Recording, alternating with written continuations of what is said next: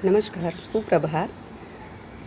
आप लोग में से अगर कोई मुझे देख रहा हो तो ये कंफर्म करेगा कि आवाज़ जा रही है कि नहीं, पहली चीज़। दूसरी चीज़, आज हम काव्य हेतुओं पर बात करेंगे और मैंने ये सोचा था कि काव्य हेतुओं पर भारतीय और पाश्चात्य दोनों मत को एक साथ रखेंगे, लेकिन जो मेरा अध्ययन विश्लेषण हुआ, उस अध्ययन विश्लेषण पे मैंने ये देखा कि भारतीय काव्यशास्त्र काफ़ी विस्तृत हो रहा है और इतना विस्तृत हो रहा है कि सारा एक दिन में समाहित करना मुश्किल है। भारतीय के अनुसार, काव्यशास्त्र के अनुसार काव्य हेतु, Anand sir good morning, thank you. तो भारतीय काव्यशास्त्र के अनुसार जो काव्य हेतु हैं वे काफ़ी विस्तृत हो रहे हैं, तो आज हम सिर्फ भारतीय मत का विश्लेषण करेंगे। काव्य हेतु वे होते हैं जिनकी वजह से काव्य सृजन होता है। काव्य सृजन के कारण को हेतु कहा है आचार्यों ने।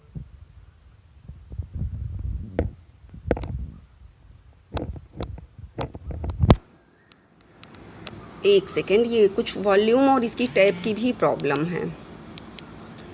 तो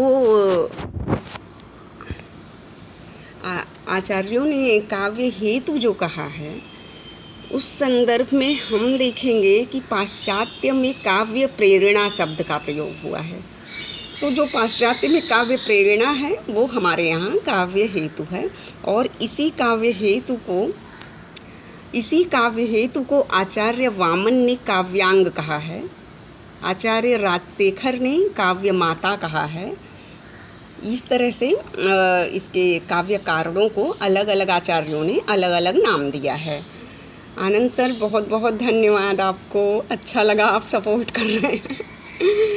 तो अभी हम ये देखेंगे कि काव्य में जो कवि शिक्षण के अंतर्गत, काव्य शास्त्र में कवि शिक्षण के अंतर्गत काव्य के निर्माण का, सृजन के निर्माण का सामर्थ्य उत्पन्न करने वाले जो साधन हैं, मतलब कि जब आप सृजन करते हैं तो उसके निर्माण में जो शक्ति मिलती है, उसके साधन कौन कौन से हैं।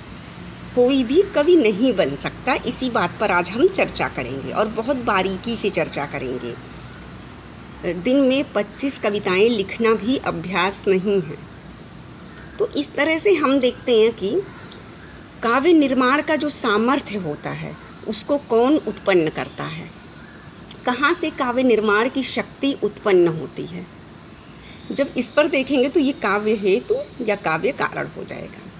आचार्य वामन ने, अभी मैंने बताया, काव्य हेतु के लिए काव्यांग शब्द का प्रयोग किया है, और भामह ने काव्य हेतु में केवल प्रतिभा शब्द का प्रयोग किया। देखिए, दो आचार्य, दो मत मिलेंगे। एक केवल प्रतिभा को मानते हैं, एक प्रतिभा, व्युत्पत्ति और अभ्यास तीनों को मानते हैं। एक केवल प्रतिभा को मानते हुए प्रतिभा के संस्कारक पोषक को व्युत्पत्ति और अभ्यास के रूप में मानते हैं।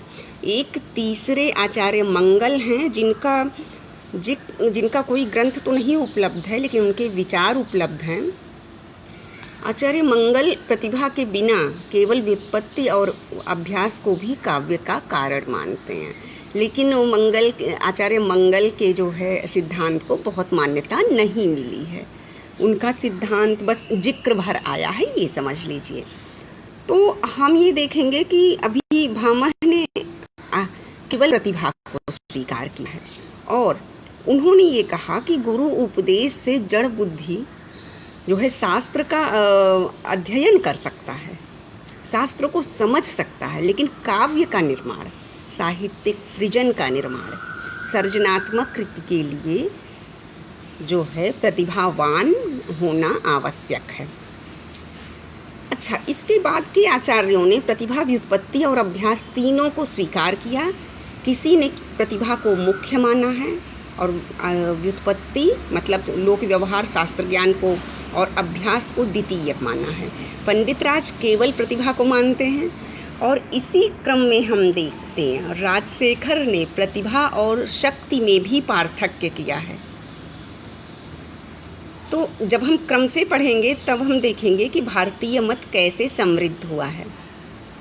गोपेश भाई गुड मॉर्निंग।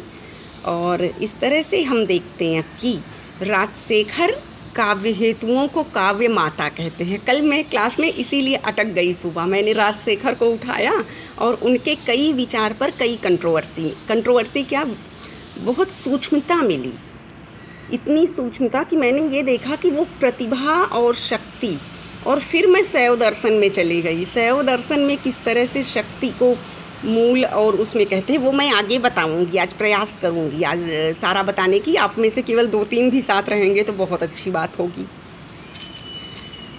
तो इस क्रम में हम आते हैं कि आज एक आचार्य, काव्य हेतु को काव्य माता कहा है राजशेखर ने, यहाँ तक मैंने बताया। अब एक आचार्य श्यामदेव और आचार्य मंगल आते हैं।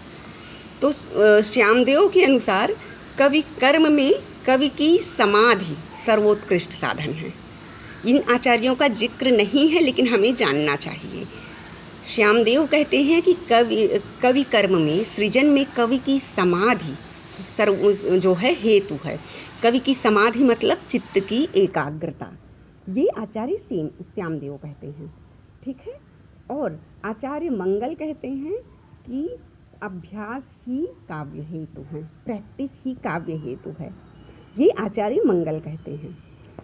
राजशेखर ने काव्य मीमांसा में श्यामदेव और मंगल के दोनों के मतों को समेटकर समाधि एवं अभ्यास से उत्पन्न शक्ति को काव्य का कारण स्वीकारा। हम राजशेखर को आज थोड़ा बारीकी से पढ़ेंगे और उसे प्रतिभा तथा व्युत्पत्ति से बहुत दूर कहा। देखिए, ये हम अभी तक काव्य कारण में क्या पढ़ते हैं, प्रतिभा, व्युत्पत्ति, अभ्यास या दंडिका, शक्ति, निपुणता, लोकशास्त्र, काव्याद्य, ये आचार्य मम्मट का है शायद। तो इस तरह से हम शक्ति, निपुणता और लोकशास्त्र को और अभ्यास को ही समझते हैं। लेकिन जब हम राजशेखर को देखेंगे तो राजशेखर ने आचार्य श्यामदेव के चित्त की एकाग्रता, आचार्य मम्मट के अभ्यास, दोनों को मिलाकर एक अलग बनाया काव्य हेतु और उसे प्रतिभा से बहुत दूर बताया है। वह शक्ति नाम दिया लेकिन वह शक्ति प्रतिभा नहीं है और आचार्यों द्वारा परिभाषित शक्ति से भी अलग है। आचार्य राजशेखर की मैं बात कर रही हूँ और मेरा एक निवेदन है कि मेरा अध्ययन एकदम अच्छा नहीं है, बहुत सतही है। आप लोग मेरे विचारों को जरूर सुने लेकिन मूल किताबों का अवलोकन अवश्य करें। तो मूल किताबों का जब अवलोकन करेंगे तब आपको सच तक पहुँचने का अवसर मिलेगा। तो खैर, कल राजशेखर में मैं ज़्यादा उलझी थी। राजशेखर ने जो शक्ति नाम दिया है काव्य हेतु, वह श्यामदेव द्वारा उल्लिखित कवि कर्म में कवि की समाधि मतलब चित्त की एकाग्रता और आचार्य मंगमट द्वारा उल्लिखित अभ्यास, इन दोनों का समन्वय और इन दोनों की समन्वय को जो नाम दिया आचार्य राजशेखर ने, शक्ति नाम दिया, वह प्रतिभा और अन्य आचार्यों द्वारा दी गई शक्ति से अलग है। वो हम आगे पढ़ेंगे। इस तरह से हम ये देखते हैं कि आचार्यों ने कहीं न कहीं दैवीय प्रेरणा को काव्य हेतु कहा। जब हम पाश्चात्य पढ़ेंगे तो वहाँ काव्य प्रेरणा कहा गया है और प्रेरणा को अदृष्ट माना गया है, और वही जो अदृष्ट प्रेरणा पाश्चात्य काव्य शास्त्री मानते हैं, वही तो हमारे आचार्य मंगलाचरण में पढ़ते हैं। मंगलाचरण में जिस अदृष्ट की स्तुति की जाती है, वागार्थ्यु संपृक्त वागत, तो वही काव्य प्रेरणा जिस पर पूरा पाश्चात्य काव्य शास्त्र का हेतु टिका हुआ है, वो हम पाश्चात्य काव्य शास्त्र की अलग से क्लास करेंगे। आज बहुत लेंदी हो रहा है, मुझे लग रहा है आज भी ये भारतीय काव्य हेतु पूरा नहीं हो पाएगा। तो अब हम ये देखते हैं काव्य प्रेरणा की भारतीय काव्य शास्त्र में अलग से चर्चा नहीं। अगर हम देखें तो यह भारतीय दृष्टि में ईश्वर प्रदत्त प्रतिभा ही काव्य सृजन के मूल में है, ठीक है। और अगर हम पाश्चात्य की प्रेरणा देखें जो काव्य हेतु को मानते हैं, तो हमारे यहाँ प्रेरणा का ही जो है आपको निदर्शन मिलेगा कवियों के, शास्त्रकारों के मंगलाचरण में। मंगलाचरण में जो वो स्तुति करते हैं वही उनकी काव्य प्रेरणा होती है। ठीक है, यहाँ आप समझना। उसके बाद जब हम आते हैं, कहाँ से चले, बहुत हमने पहले भारतीय पाश्चात्य मिक्स किया, फिर अलग अलग किया तो बड़ा घनचक्कर हो गया है। अब भारतीय काव्य चिंतन में दैवीय प्रेरणा या प्रेरणा को प्रतिभा में ही निहित मान लेते हैं। प्रेरणा का भारतीय काव्य शास्त्र में जिक्र नहीं है। आवाज़ नहीं आ रही है, ये मेरे टैब में कुछ प्रॉब्लम चल रहा है आवाज़ का, मैं क्या बताऊं। अब बाजार खुले तो कुछ नया व्यवस्था करें। अब आवाज़ आई? आप में से कोई ना कोई सूचित करता रहे आवाज़ विषयक।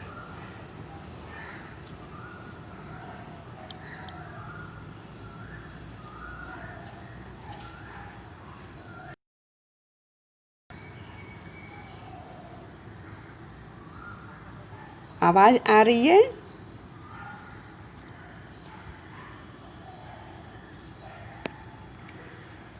आवाज़ आ रही है आप लोग को?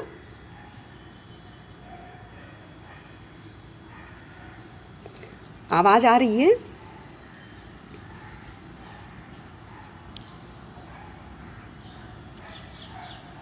चलिए आप लोग देखिए, अगर आवाज़ आ रही हो तो फिर आगे कंटिन्यू करें, अदरवाइज़ समय नष्ट हो जाएगा।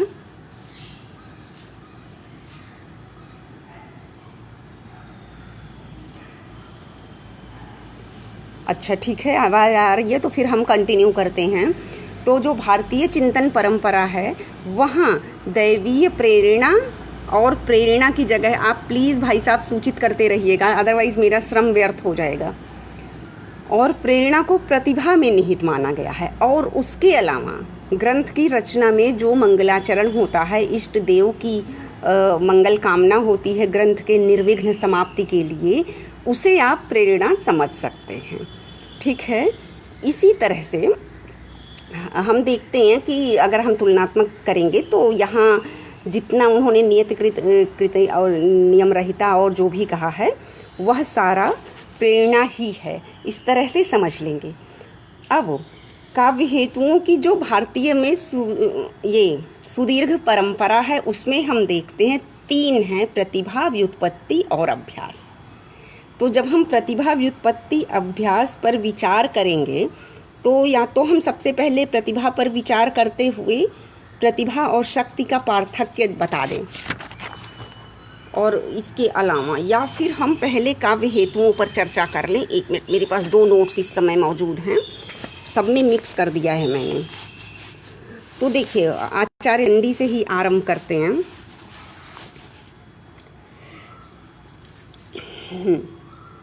तो अब हम देखते हैं कि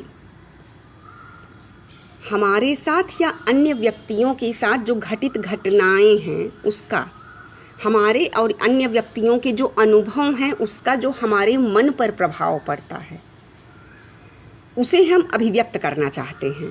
साधारण शब्दावली की अभिव्यक्ति वार्ता हो जाती है और उसमें थोड़ा असाधारण अभिव्यक्ति काव्य हो जाती है। सीधे से हम समझ सकते हैं यह असाधारण अभिव्यक्ति होती कैसे है। इसके मूल में प्रतिभा है। ठीक है, अब ये देखते हैं कि प्रतिभा काव्य का हेतु है, लेकिन इसके साथ ही व्युत्पत्ति और अभ्यास को भी स्वीकारा गया है। सबसे पहले हम आचार्य दंडी के मत को लेते हैं, जिन्होंने कहा नैसर्गिकी प्रतिभा, निर्मल शास्त्र ज्ञान और अमंद अभियोग। अमंद अभियोग मतलब अभ्यास। दंडी के ग्रंथ का नाम काव्यादर्श। तो इन्होंने ये कहा। आचार्य रुद्रट और कुंतक आते हैं और वो कहते हैं शक्ति, व्युत्पत्ति और अभ्यास काव्य के हेतु हैं। आप ये देखिएगा, जब हम अभी बाद में राजशेखर को अलग से पढ़ेंगे तो वो शक्ति विवेचन अलग है, ये शक्ति विवेचन अलग है।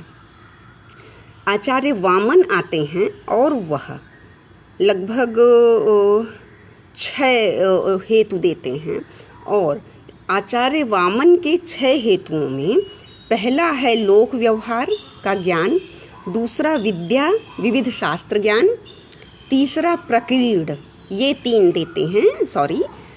प्रकीर्ण के अंतर्गत इन्होंने 6 भेद किए हैं। वामन ने लोक व्यवहार, विद्या और तीसरा प्रकीर्ण ज्ञान, ये 3 काव्य हेतु माने। प्रकीर्ण के 6 भेद किए। प्रकीर्ण के 6 भेद इन्होंने कौन कौन से किए ये देखते हैं। लक्षज्ञता, काव्यों का अनुशीलन, विविध काव्यों का अनुशीलन। उसके बाद उन्होंने कहा अभियोग अर्थात अभ्यास। तीसरा वृद्ध सेवा अर्थात गुरु द्वारा शिक्षा की प्राप्ति। छंद आदि के ज्ञान में गुरु से ही संभव है। उसके अतिरिक्त उन्होंने कहा अवेक्षण अर्थात उपयुक्त शब्दों का चयन, अनुपयुक्त शब्दों का अपसारण, हटाना। इसके अलावा प्रतिभा और अवधान, अवधान मतलब चित्त की एकाग्रता। तो वामन रीतिवादी हैं, रीति संप्रदाय के प्रतिष्ठापक हैं, संस्थापक हैं। उन्होंने जो ये भेद किया है इसमें थोड़ा सा विश्लेषण करते हुए सामने किया। लोक व्यवहार का ज्ञान, विद्या और प्रकीर्ण। प्रकीर्ण के अंतर्गत 6 भेद किए। पहला काव्यों का अनुशीलन, अभियोग अर्थात अभ्यास, वृद्ध सेवा अर्थात गुरु द्वारा शिक्षा की प्राप्ति, अवेक्षण अर्थात उपयुक्त शब्दों का चयन, अनुपयुक्त शब्दों का अपसारण, हटाना, प्रतिभा और अवधान। अवधान मतलब चित्त की एकाग्रता। शतावधानी, अष्टावधानी आप लोगों ने सुना होगा। अब इसके बाद आचार्य मम्मट ने सभी हेतुओं को अभी तक जो दंडी, रुद्रट, कुंतक और वामन इनके मिलाकर जो दिया अपनी कारिका, उसमें इन सब का समन्वय करके दिया। शक्तिर निपुणता लोकशास्त्र काव्याद्य वेक्षणात् काव्यज्ञ शिक्षया अभ्यास इति हेतुस्तदुद्भवे, इति हेतुस्तदुद्भवे करके तीनों को महत्व दिया है। तो यहाँ जो है शक्ति, लोकशास्त्र, काव्य आदि के अवेक्षण, निरीक्षण, अध्ययन और से आई हुई निपुणता, निपुणता में इन्होंने कई अर्थों का समन्वय कर लिया है। और शक्ति मतलब प्रतिभा है। यहाँ राजशेखर की शक्ति दूसरी है, वो मैं बाद में बताऊंगी, इसका लेकिन ध्यान रखना होगा। आचार्य मम्मट ने शक्ति का मतलब प्रतिभा ही लिखा है। निपुणता में लोक शास्त्र, काव्यशास्त्र आदि का अवेक्षण, निरीक्षण, परीक्षण, अध्ययन आदि से अर्जित निपुणता। और उसके बाद काव्य के मर्मज्ञ व्यक्तियों से प्राप्त शिक्षा के द्वारा अभ्यास। ऐसे ही अभ्यास नहीं कि खुद बैठ के फेसबुक पे 25 कविताएं लिख डाले। तो ये तीनों का समन्वित रूप काव्य रचना का हेतु है, ऐसा आचार्य मम्मट ने कहा। अब यहाँ आता है शक्ति अथवा प्रतिभा क्या होती है, इसको हम मेरे पास 2 नोट्स हैं, हम दोनों से बताएंगे, दोनों में अलग अलग लिखा हुआ है। तो यहाँ मुझे आनंद सर मेरे पास नहीं समझ में आता वीडियो सेव आदि करने का। खैर चलिए, शक्ति और प्रतिभा का जो लक्षण है, प्रतिभा और शक्ति के जो लक्षण आचार्यों ने कहे हैं वही मैं बता रही हूँ। मैं कुछ भी अभी नया नहीं बता रही हूँ, मेरा कोई नवीन विश्लेषण नहीं है, सिर्फ यहाँ आचार्यों के मतों का ही उल्लेख है। रुद्रट कहते हैं जिसके बल पर कवि विभिन्न विषयों को अनुकूल शब्दों में अनायास ही अभिव्यक्त कर दे। जिसके बल पर कवि विभिन्न विषयों को अनुकूल शब्दों में अनायास ही अभिव्यक्त कर दे, उसे शक्ति कहते हैं। ये आचार्य रुद्रट ने काव्यालंकार के पहले चैप्टर में 15th कारिका में कहा है। उसके बाद आते हैं भट्टतौत। भट्टतौत कहते हैं नए नए अर्थों का स्वतः उद्घाटन करने वाली प्रज्ञा प्रतिभा कहलाती है। वही और भट्टतौत के इस सिद्धांत का उल्लेख मिलता है साहित्य दर्पण में, प्रज्ञा नवोन्मेष शालिनी प्रतिभामता। तो ये कहते हैं भट्टतौत। आचार्य कुंतक कहते हैं पूर्व जन्म तथा इस जन्म के संस्कार से प्रौढ़ता को प्राप्त विशिष्ट कवित्व शक्ति प्रतिभा है। जन्म और इस जन्म या जन्मांतर्गत संस्कार से जो मैच्योरिटी आती है कवित्व की, वह प्रतिभा है, ये आचार्य कुंतक कहते हैं। उन्होंने वक्रोक्ति जीवितम के प्रथम उन्मेष में कहा है प्राक्तन अद्यतन संस्कार परिपाक प्रौढ़ा प्रतिभा काचिद एव कवि शक्ति। आप किताब अवश्य देखें, मुख्य लक्षण ग्रंथ। उसके पश्चात मम्मट आते हैं। आचार्य मम्मट कवित्व निर्माण के बीज रूप विशिष्ट संस्कार को शक्ति कहते हैं। शक्ति कवित्व बीज रूप संस्कार विशेषा। काव्य प्रकाश पहली कारिका की ही वृत्ति में है। उसके बाद आते हैं पंडित राज, और पंडित राज जगन्नाथ कहते हैं काव्य रचना के अनुकूल शब्द तथा अर्थ को प्रस्तुत करने की क्षमता प्रतिभा है। सा मतलब यहाँ प्रतिभा का विश्लेषण करते हुए रसगंगाधर के प्रथम आनंद में पंडित राज ने कहा, सा काव्य घटनानुकूल शब्दार्थोपस्थिति। ये पंडित राज जगन्नाथ का मत है। यहाँ हम प्रतिभा का विवेचन कर रहे हैं, काव्य हेतु का जो आरंभिक है। उसके बाद देखते हैं काव्य लक्षणों में रुद्रट और जगन्नाथ के लक्षण लगभग एक से हैं। इनके काव्य लक्षण के बाह्य तत्व शब्द और अर्थ की ओर संकेत करते हैं। भट्ट तौत का काव्य लक्षण आंतरिक तत्व नवोन्मेष है। अब जैसे हम लोग काव्य संप्रदायों को देखते हैं, साहित्य के संप्रदायों को देखते हैं कि जो अलंकारवादी हैं वो देहवादी हैं, जो ध्वनिवादी हैं वो आत्मावादी हैं, उसी तरह से काव्य हेतुओं में भी हम ये देख रहे हैं कि जो रुद्रट और जगन्नाथ हैं शब्द अर्थ की व्यवस्था क्रम की भी बात करते हैं, ये बाह्य तत्व को काव्य हेतु की ओर मानते हैं। और भट्टतौत जो कहते हैं कि प्रज्ञा नवोन्मेष शालिनी प्रतिभामता, वे आंतरिक तत्व की ओर संकेत करते हैं। तो इस तरह से कुंतक और मम्मट ने अपने लक्षण में प्रतिभा की उत्पत्ति के कारण पर प्रकाश डाला। तो पूर्व जन्म या इस जन्म के संस्कारों से उद्भूत होती है प्रतिभा, और पूर्व जन्म के संस्कारों को प्रतिभा का उत्पादक कारण भले ही मान लिया जाए, लेकिन इस जन्म के संस्कार प्रतिभा को परिष्कारक और पोषण करते हैं। तो प्रतिभा इस जन्म की अर्जना नहीं होती है, बल्कि नेचुरल होती है, नैसर्गिक होती है, और उसे आप पूर्व जन्म या वर्तमान से एक अदृष्ट का ही पावर मान सकते हैं।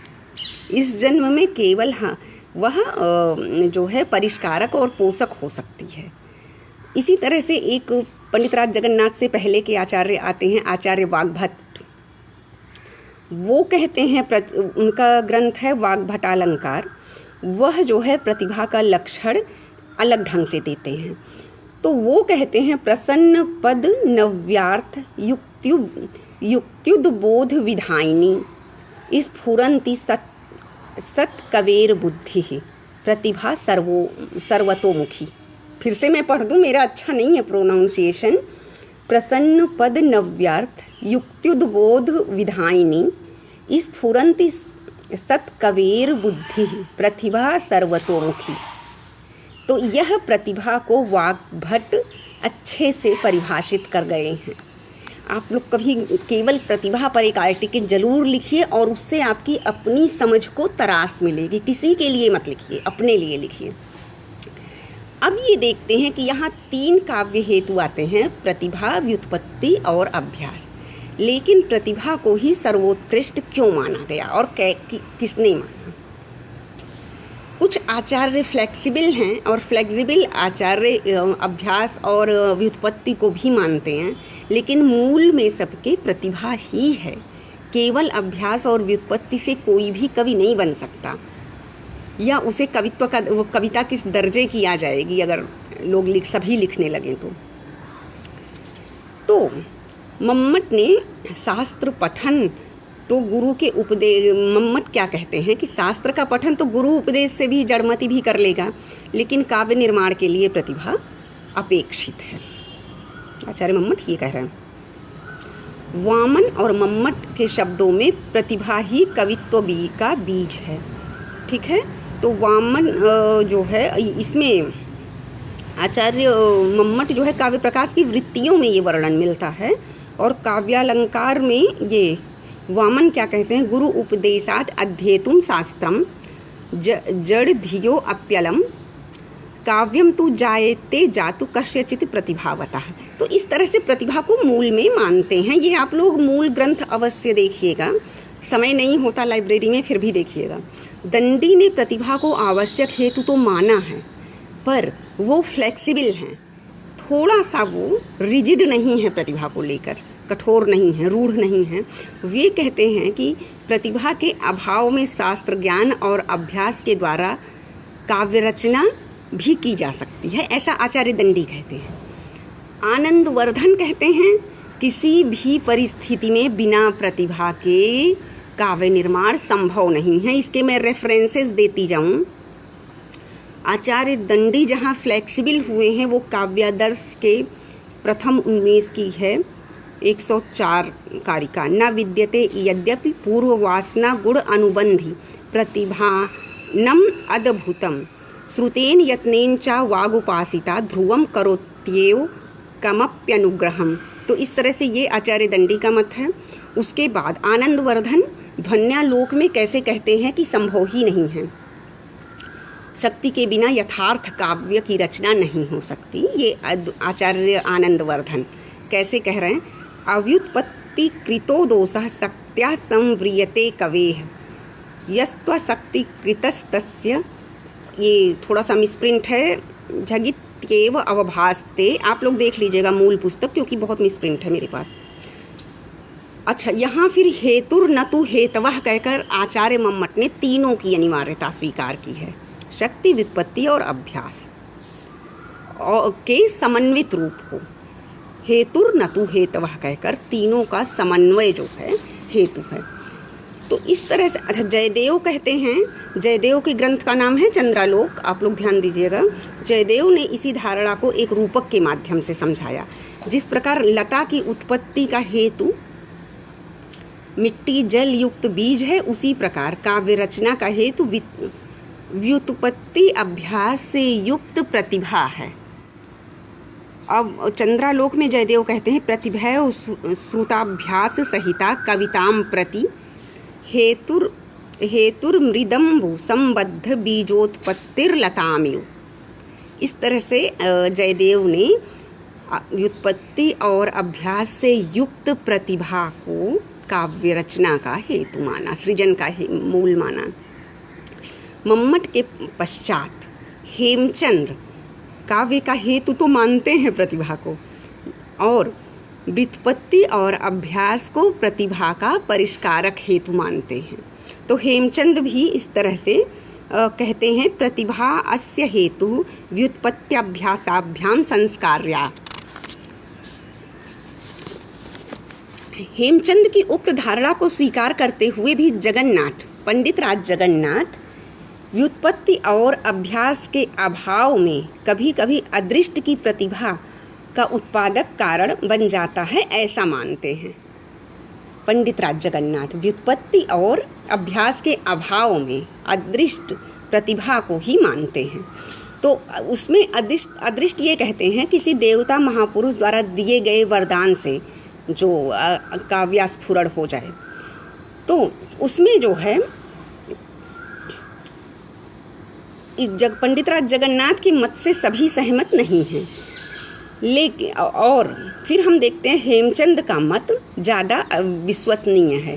काव्य रचना का एकमात्र हेतु प्रतिभा व्युत्पत्ति अभ्यास, प्रतिभा के जो है परिष्कारक ये हैं, व्युत्पत्ति और अभ्यास हैं। व्युत्पत्ति और अभ्यास प्रतिभा के परिष्कारक हैं, काव्य के नहीं। ये आचार्य हेमचंद का मत है, और ये हेमचंद का मत ही अत्यधिक विश्वसनीय है। तो यहाँ तक हमने प्रतिभा पर विवेचन किया। अब हम व्युत्पत्ति देखते हैं। व्युत्पत्ति कहते हैं निपुणता को, जो विभिन्न शास्त्रों के अध्ययन से, अध्यापन से, लोक व्यवहार से, सूक्ष्म निरीक्षण से, प्रकृति का सूक्ष्म अवलोकन से निपुणता आती है, ज्ञान आपको स्वतः मिलता है। तो व्युत्पत्ति काव्य का हेतु नहीं, अपितु प्रतिभा का परिष्कारक हेतु होती है। काव्य का हेतु नहीं, प्रतिभा का हेतु है व्युत्पत्ति। उसके बाद इसके द्वारा सहजा प्रतिभा परिपुष्ट परिष्कृत होती है, प्रखर चमत्कृत शक्ति संपन्न मर्म स्पर्शिनी और सार ग्रहिणी हो उठती है।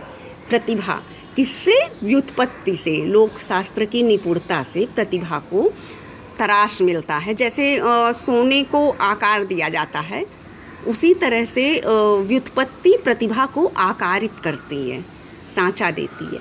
जैसे हीरे को तराशा जाता है बहुत सारे एंगल से, इसी तरह से व्युत्पत्ति प्रतिभा को तराश देती है। और व्युत्पत्ति के अभाव में प्रतिभा जो है प्रतिष्ठित नहीं हो पाती, ये भी सत्य है।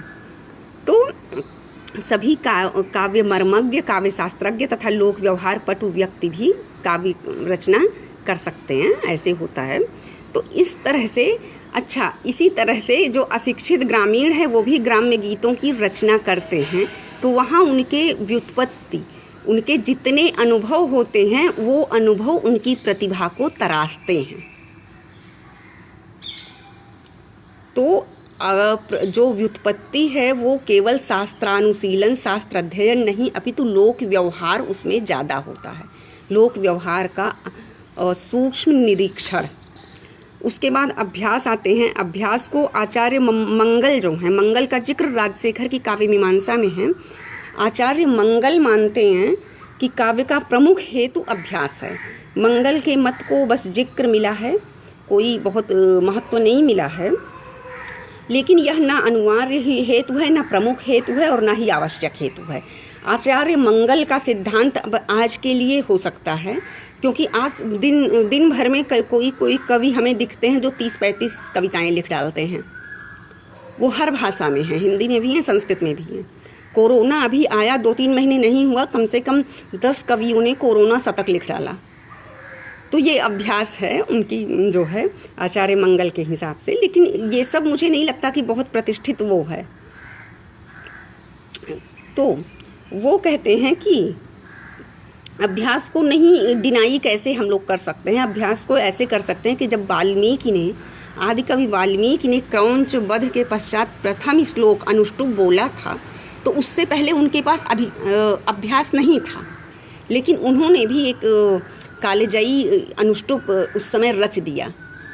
तो अभ्यास तो यहीं ख़त्म हो जाता है कि अभ्यास के मूल कारण प्रमुख कारण नहीं है।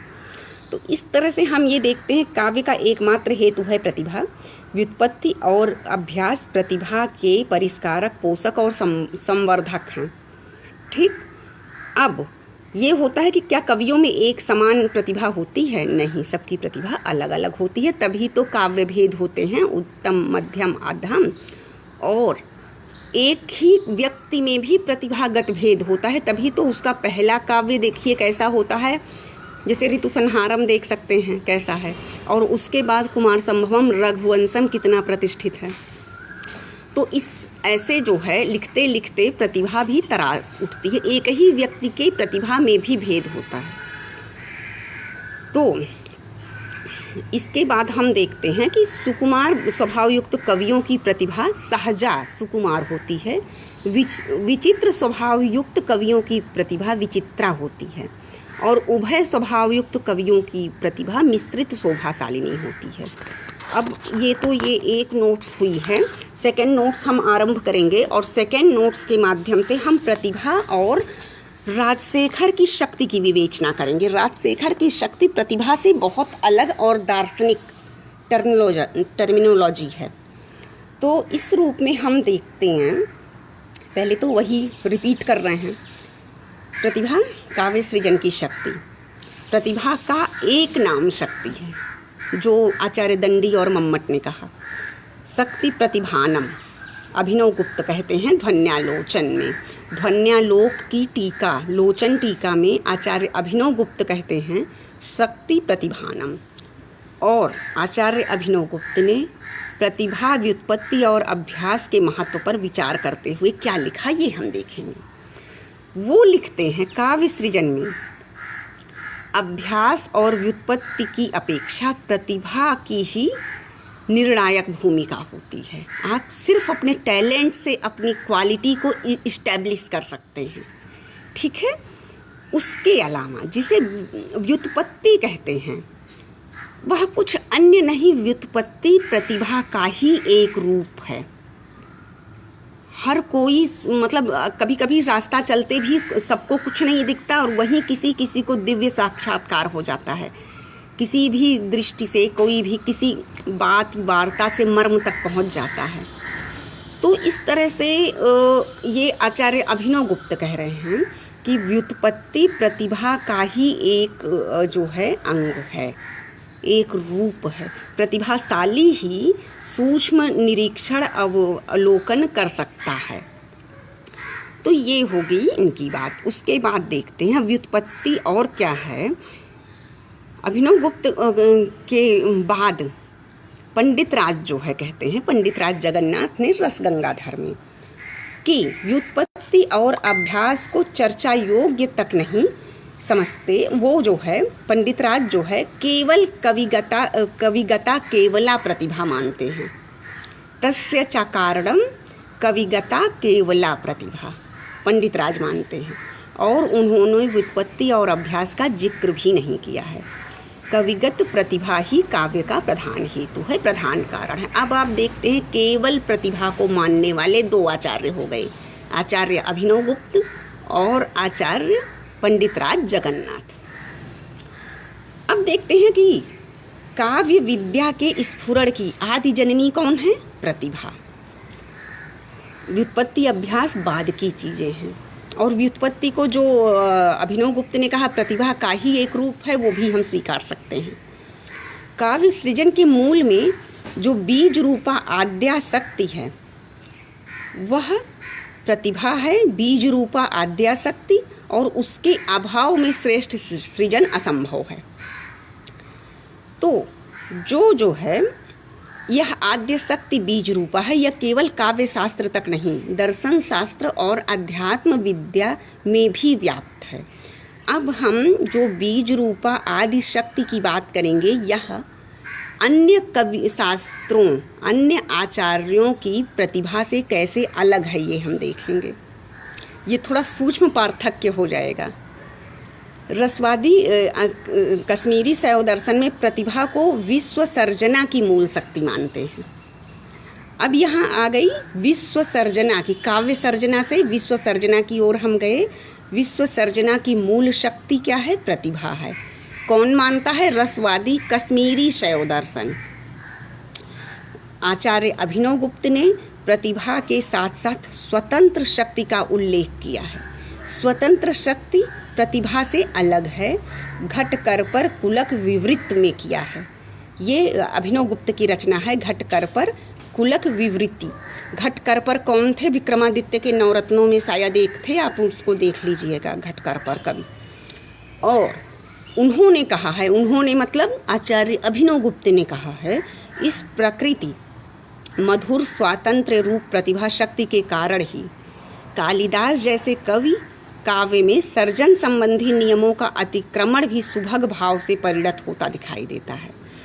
जैसे कहते हैं कि जो यह स्वतंत्र शक्ति है, कवित्व, प्रतिभा, उसी शक्ति के बल पर हम अपनी ही सर्जना का अतिरेक करते हुए दिखते हैं। हम उसी शक्ति से, अपनी प्रतिभा से भी आगे बढ़ जाते हैं। ये आचार्य अभिनवगुप्त कह रहे हैं, मैं नहीं कह रही।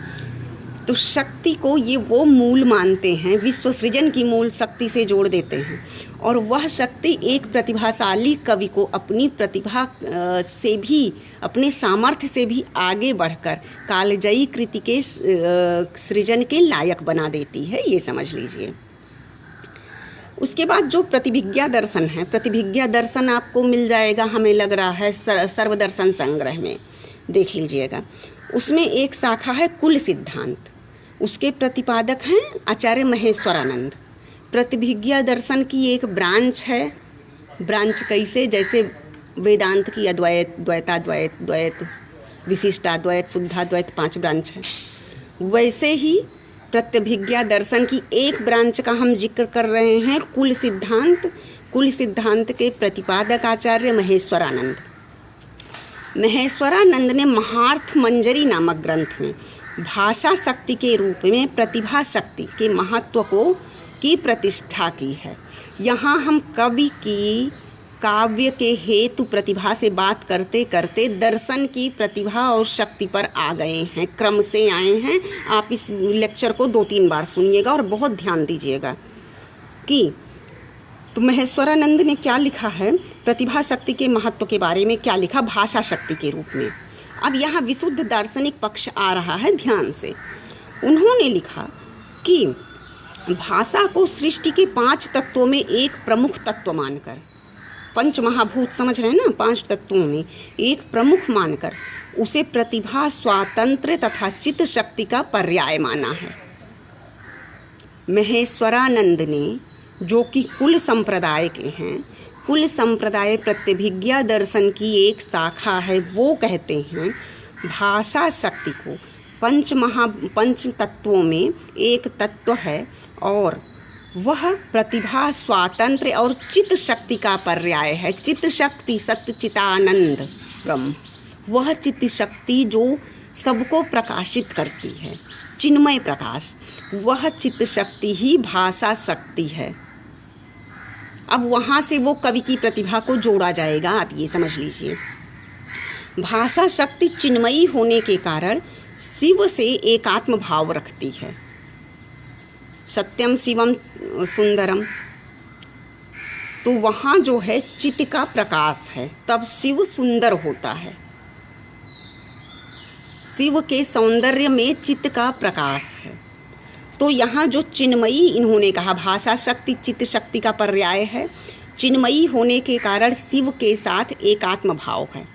अब ये कुल सिद्धांत जो है आचार्य महेश्वरानंद का, उनकी मान्यता में प्रतिभा की उच्चतम आध्यात्मिक भूमिका परा प्रतिभा है।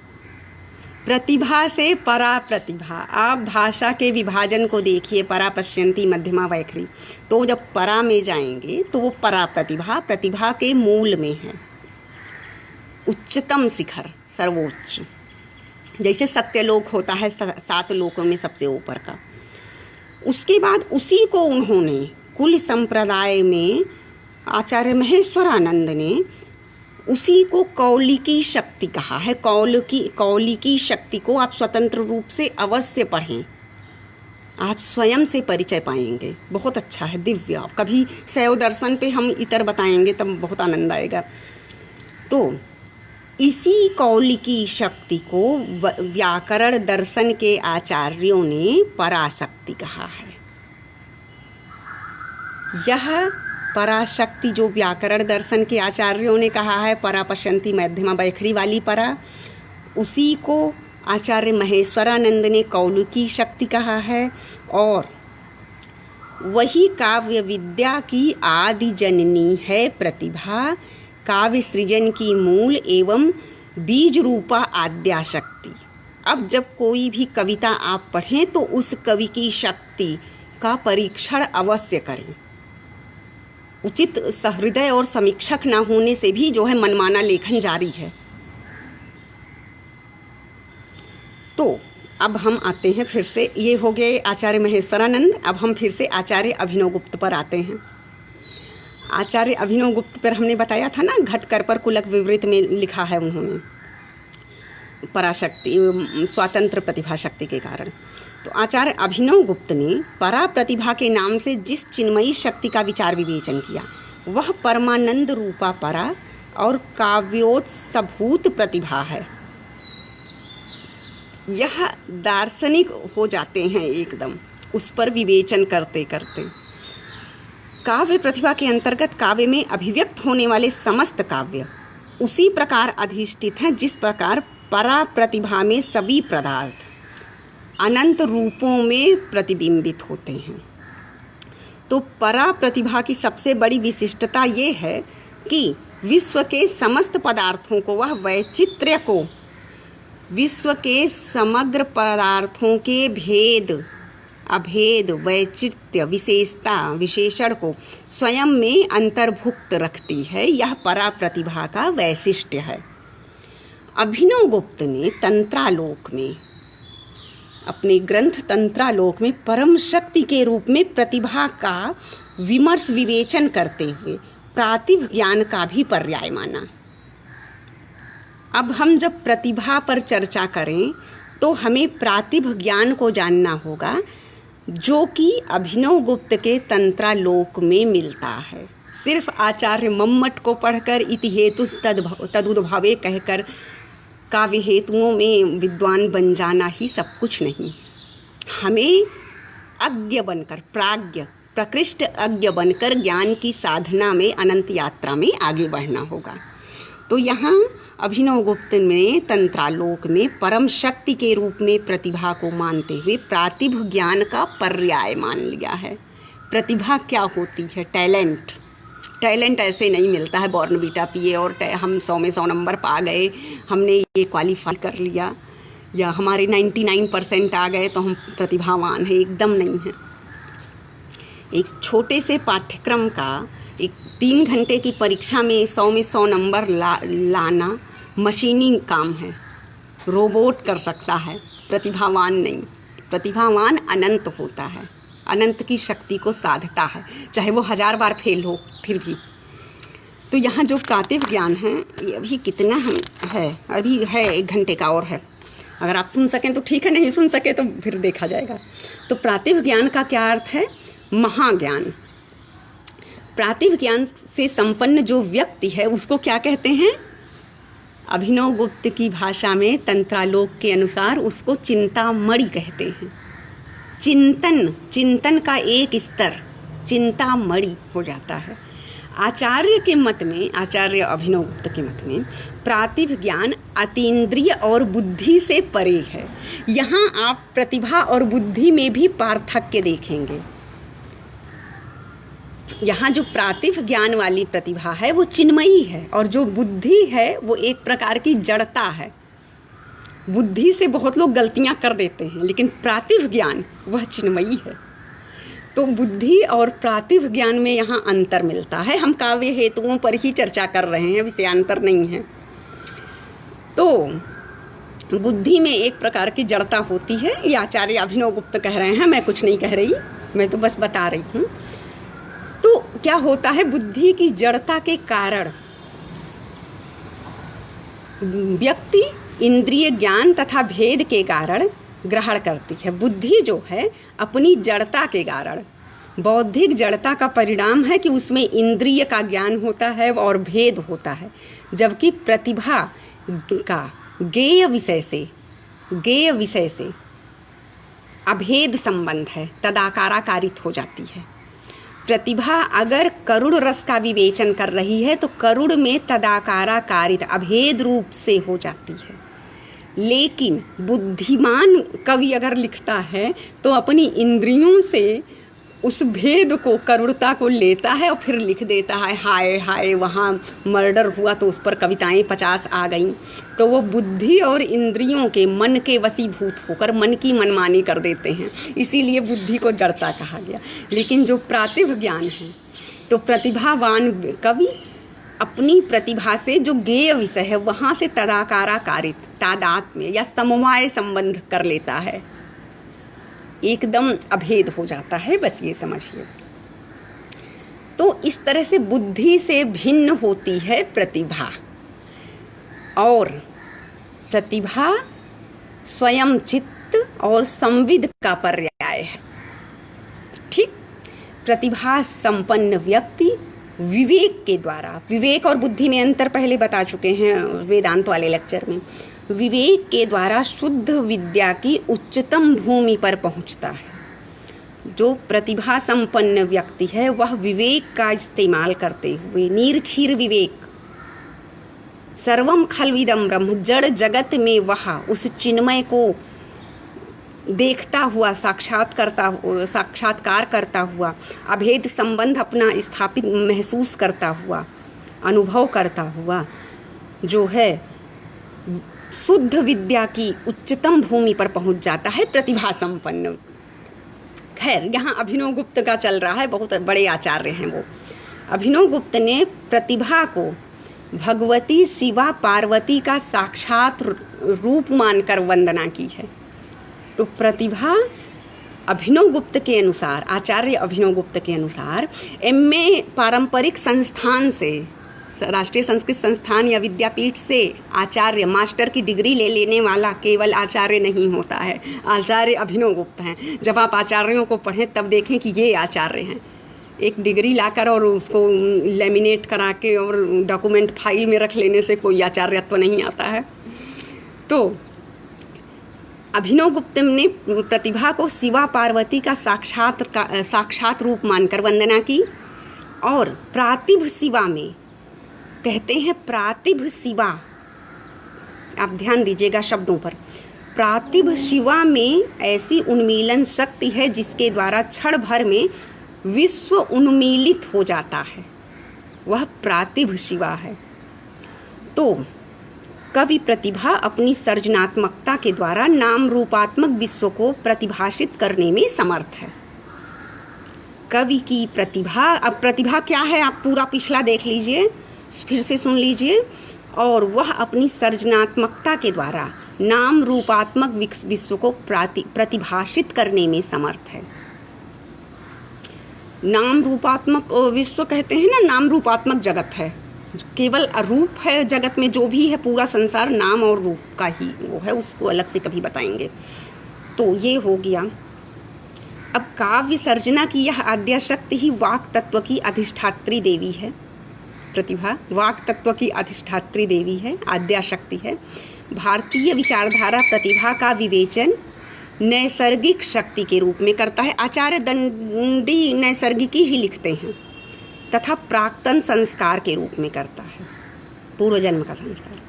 सामान्य व्यक्ति की प्रतिभा माया के आवरणों से आच्छन्न रहती है। एक्चुअली जो नेचुरली पावर को जब नहीं कोई स्वीकार कर पाता है सहजता से, तो उसे कह दिया जाता है कि पूर्व जन्म का संस्कार, तो उसे थोड़ा जल्दी समझ में आ जाती है बात। नैसर्गिक प्रतिभा प्राप्त कवियों की अंतः प्रज्ञा पर इस प्रकार का कोई आवरण नहीं रहता। प्रतिभा की लोकोत्तरता पर विचार करते हुए अब आचार्य महिम भट्ट आ गए, व्यक्ति विवेक वाले। आचार्य महिम भट्ट कहते हैं प्रतिभा क्या है? शिव का तृतीय नेत्र है। शिव का तृतीय नेत्र प्रतिभा है। चंद्र और सूर्य शिव के दो नेत्र हैं, और शिव का तीसरा नेत्र अग्नि है, जिससे कामदेव भस्म हुआ था, याद करिए। कवि अग्निधर्मा होता है। मेरी बात समझ में आ रही है?